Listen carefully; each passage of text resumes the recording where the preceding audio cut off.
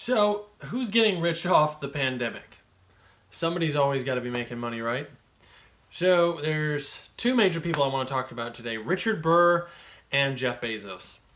Now, one of them is getting rich through possible crimes, and the other one is getting rich just through good old capitalism. So, Richard Burr is the one who was caught doing what would seem like insider trading and is allegedly against other insider trading like laws that apply to senators.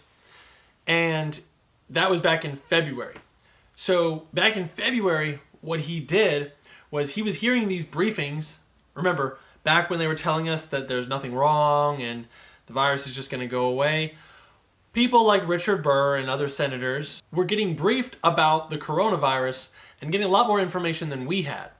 And so what people like Richard Burr did was he sold off all the stocks that were about to take hits, and then he bought stocks in things like telecommunications that obviously are booming right now. That's something called shorting the market. So what he's doing is he's essentially selling stocks that he had insider trading. He knew that those stocks were going to go down, and sells it back to the market to let somebody else lose that money. So that is illegal, and if he's convicted, that'll be pretty serious. They now have his phone. So the FBI, the Justice Department, they got a subpoena and they took his phone. Now, some people are saying that this is just kind of a show and he's sort of a fall man, because there were other people who did this. There were like a bunch of Republicans who did this, and one Democrat, Feinstein, she possibly did it too. So there's all these people making tons of money, all of which who were telling us that there's nothing wrong, coronavirus is not going to be a problem here in the States. And, it just goes to show all these conspiracy theories, and it's really just incompetence. And we've talked about it before on this channel.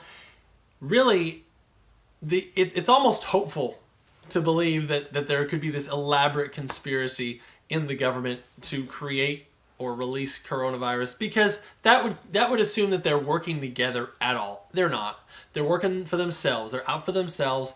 That's what Richard Burr shows.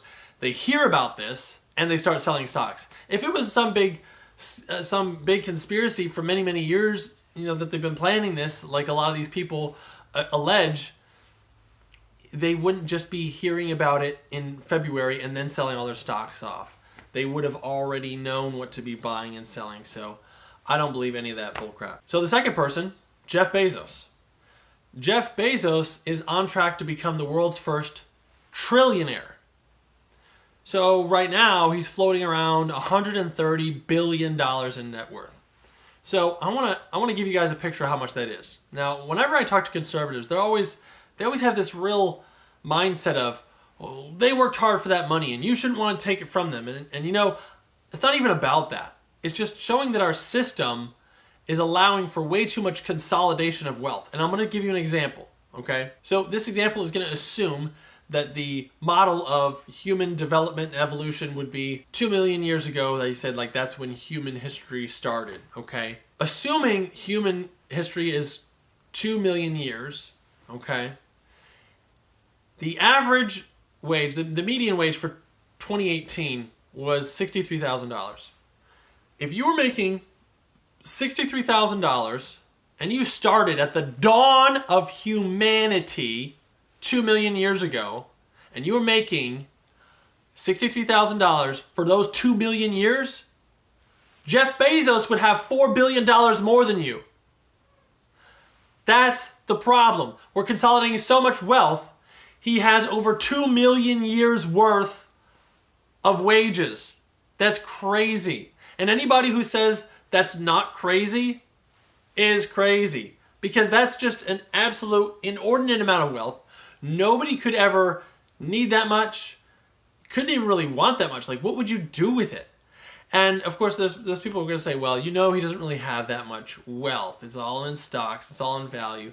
Sure, yeah, I get that. But what you have to realize is there really is a consolidation of wealth, even though he doesn't have cash. He's not Scrooge McDucking out there swimming in gold coins. I get that.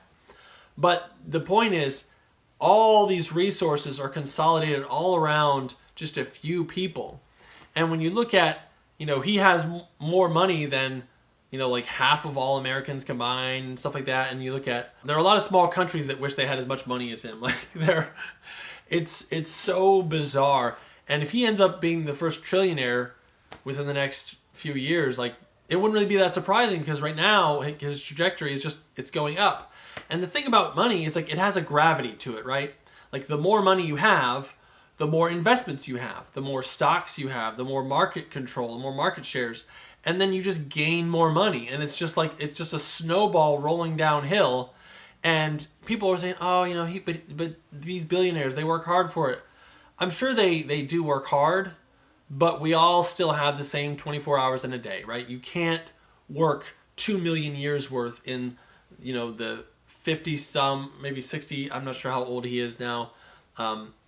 60, 50 years, you can't work 2 million years worth of wages. It's insane. Is there anybody else who's getting super rich during this pandemic? Because I know there's 36 million Americans who are unemployed.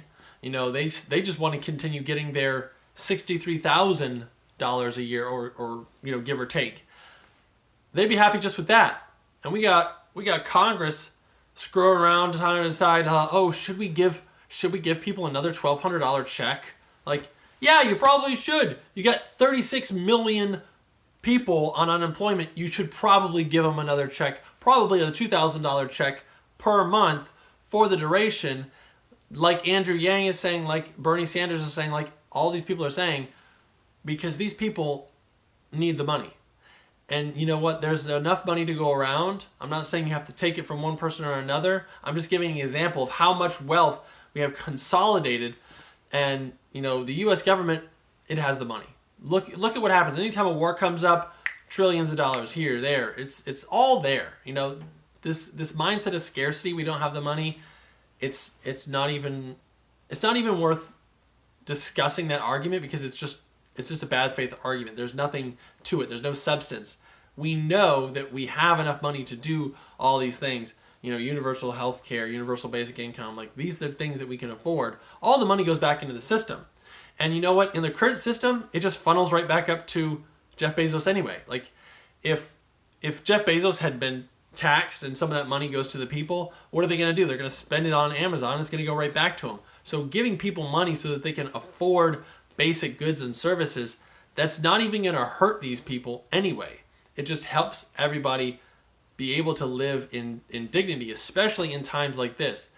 So tell me if you guys can think of anybody else who's getting super rich during this pandemic, and let me know your experience. Are you still working? Are you one of the 36 million who are unemployed? I'd love to hear about it in the comments, and I'll see you guys in the next video.